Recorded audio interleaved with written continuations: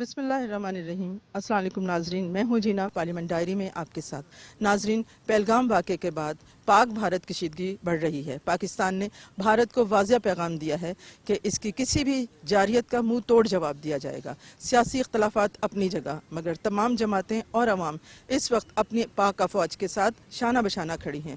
पहलगाम वाक़े के बाद मोदी को बैनुल-अक़वामी सतह पर कड़ी तनकीद का सामना है। पाकिस्तान की जानिब से पहलगाम वाक़े के गैर जानिबदाराना और शफाफ तहकीकात का मुतालबे पर भारत की खामोशी क्यों?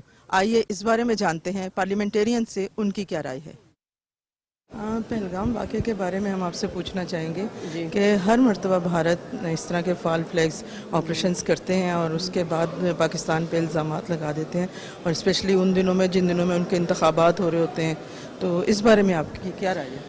बिल्कुल, ये एक फॉल्स फ्लैग ऑपरेशन था और उसी की आड़ में जो सिंतास मंसूबा है, ट्रीटी है, उसको ख़त्म करने की जो उनकी अपनी तरफ से एक यूनिलैटरल कोशिश है जो किसी सूरत कामयाब नहीं होगी।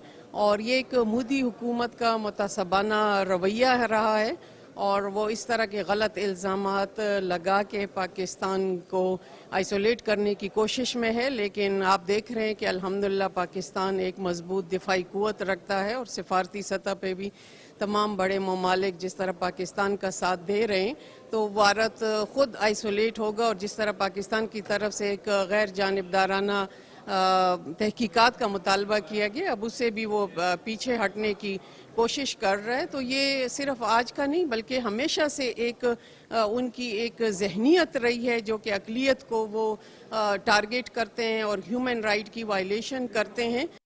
देखिए, इससे पहले भी हर दफ़ा भारत की कोशिश होती है कि बजाय वो अपना जो सिक्योरिटी लैब्स है उनका उसके ऊपर वो अपना करें, कंसंट्रेट करें और अपने मामला दुरुस्त करें। वो हर दफ़ा एक आसान उन्होंने तरीका ढूंढा हुआ है कि पाकिस्तान पर इल्ज़ाम लगाओ और अपनी ज़िम्मेदारियों से हो जाओ, सुबदोश हो जाओ। तो ये वो अपने अवाम को बेवकूफ़ बनाने के लिए वो पाकिस्तान के ऊपर इस किस्म के इल्ज़ामात और वो इल्ज़ामात जो बग़ैर तहकीक के दे रहे हैं और उसके लिए कोई इन्वेस्टिगेशन नहीं की उन्होंने कुछ।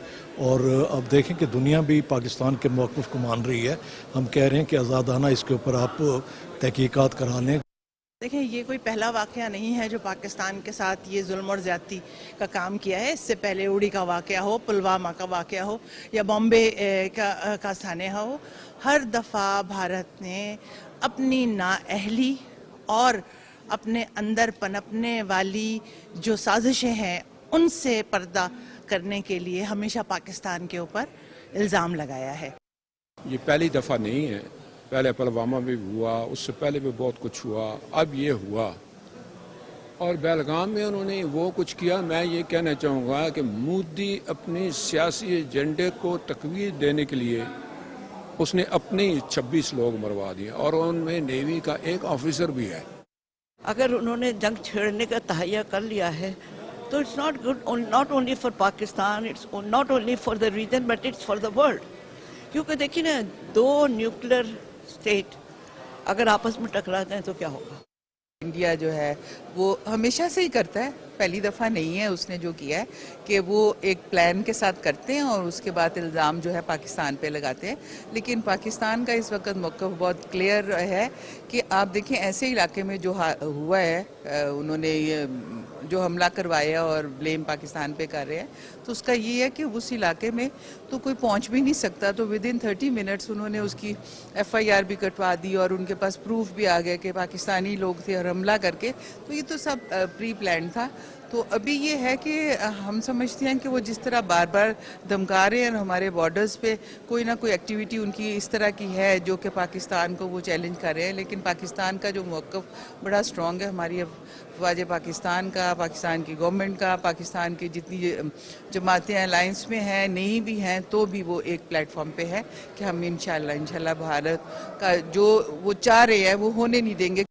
देखिए, 4 जंगें اور تقریباً 10-12 فالس فلیگ آپریشن، یہ انڈو پاک کی ہسٹری ہے جو بھارت نے ہمارے اوپر مسلط کیے، اور ہر فالس فلیگ آپریشن سے ہم نکلے، اور اس وقت بھی پوری دنیا میں یہ بات واضح ہو چکی کہ 10 منٹ کے اندر انہوں نے اپنے زخمی نہیں اٹھائے، لوگوں کو مرنے پہ چھوڑ دیا، اور ایک فیک FIR جو ہے، فیک ہی کہنا ہے نا، وہ کاٹ دی گئی، اور اس کے بعد جو بھارت کے اندر مودی کو خفت کا سامنا کرنا پڑ رہا ہے، چاہے وہاں کا چھوٹا بچہ ہو پاکستان زندہ باد کہہ رہا ہے، یا وہاں کے اس کے اپوزیشن کے لوگ، وہاں کے جرنلسٹ، انہوں نے سوال کھڑے کر دیے۔